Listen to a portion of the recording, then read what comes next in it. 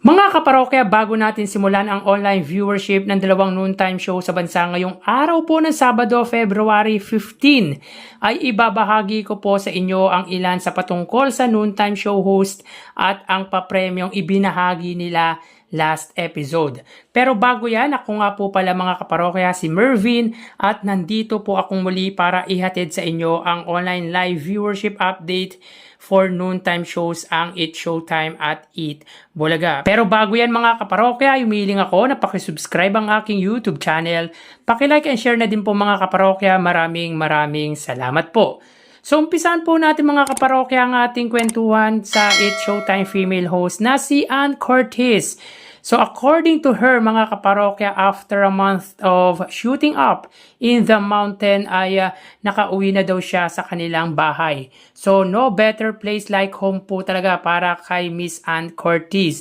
Iba kapag nasa sarili mong pamamahay dahil makakapag-relax ka talaga ng maayos. At alam naman natin na matagal-tagal nang di nasisilayan ang isa sa original host ng It Showtime dahil sa hectic at full schedule nito, kaya tila napanatag si Ann nang nakauwi sa sariling tahanan. So for sure, ang hiling ng mga madlang people fans ay makabalik na ito sa It Showtime. Samantala, OG host ng It Bulaga na si Tito Sotto ay may some piece of advice sa mga kalalakian or sa mag-asawa. Sweet Saturday ika nga kay Tito Sotto dahil kahapon po ay araw ng mga puso. So extended po ang Valentine's for him.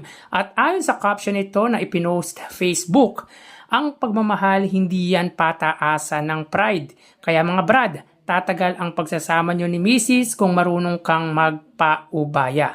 Ayon pa dito mga kaparokya, ito ay panayam sa kanya ni Miss Lucy Cruz Valdez, kasama po niya ang asawang si Miss Helen Gamboa Soto. Quote and quote, kaming mga lalaki, ang attitude ko kasi kailangan mapagbigay ka kay Mrs. Ilagay mo sa pedestal yung asawa mo. Kailangan okay lang kung palaging tama. Very well said po for Tito Sotto. Hindi naman po tatagal ng 56 years ang pagsasama nila kung hindi ganyan ang treatment niya sa kanyang asawang si Miss Helen Gamboa Soto. Though, iba-iba po tayo ng attitude, ng point of view, or ng opinions. But for me, kailangan give and take din. Mahirap gawin pero kung may problema ay agad pag-usapan. Open communication, ika nga mga kaparokya.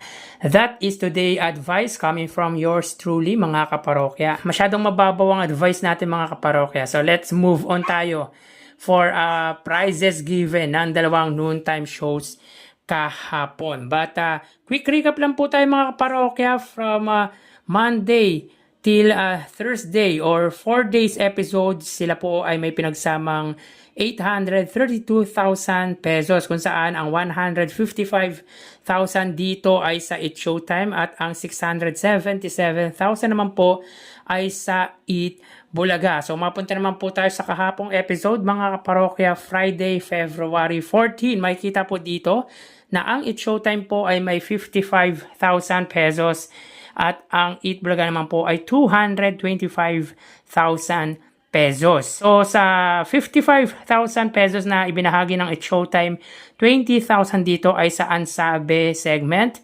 10,000 sa Hide and Sing, at 15,000 naman po sa Sexy Babe. Samantalang ang It Bulaga naman po, 30,000 sa Perofi segment, 50,000 sa Magkapares Overload Grand Finals, 70,000 sa Sugod Bahay mga kapatid, 60,000 sa Gimme 5 at 15,000 naman po sa The Clone. So sila po ay may pinagsamang 280,000 pesos. Meaning mga kaparokya in 5 days episode, sila po ay may pinagsamang total of 1,112,000 pesos. 210,000 dito ay sa It Showtime at ang 902,000 naman po ay sa It Bulaga. So pagdating po sa papremyo ay angat po ang noontime show ng iconic trio na It Bulaga against po sa It Showtime. Well mga kaparokya, maliit man po ang ibinahagi or maliit or malaki man po ang ibinahagi ng papremyo ng dalawang noontime shows, ang importante po ay malaking tulong po yan sa mga tumanggap na contestant ng nasabing noontime show at nakapagpasaya po sila ng kanilang manonood. So tara ating alamin ang online viewership ng dalawang bigating noontime shows. Para sa Eat Bulaga under TVJ Facebook page na may 2.9 million followers at sa It's Showtime naman po na may 18 million followers. So as of 12:57 PM ang It's Showtime po ay may kasalukuyang segment na Sexy Babe. Samantalang ang Eat Bulaga naman po ay may segment na Gimme 5. So dito may kita po natin mga kaparokya na ang It's Showtime po ay may 7,200 viewers at ang Eat Bulaga naman po ay may 4,400 live viewers.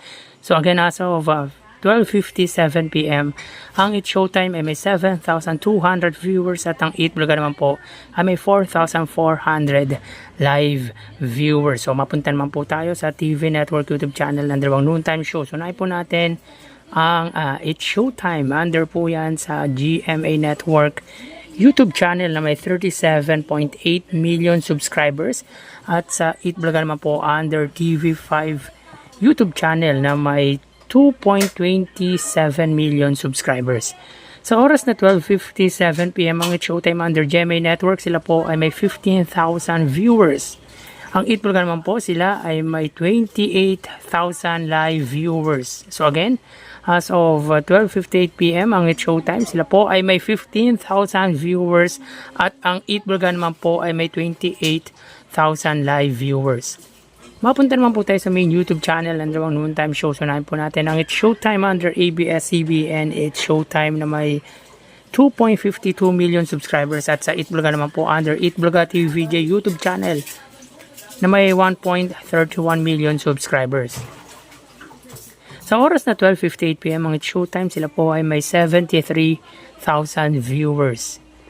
Ang Eat Bulaga naman po, sila ay may 110,000 live viewers. So again, as of 12:58 PM ang It's Showtime, sila po ay may 73,000 live viewers at ang Eat Bulaga naman po, sila ay may 110,000 live viewers. So bali ang total na nakuha ng dalawang noontime shows ay ang total na nakuha po ng It's Showtime ay 95,000 viewers at ang Eat Bulaga naman po ay 142,000 live viewers.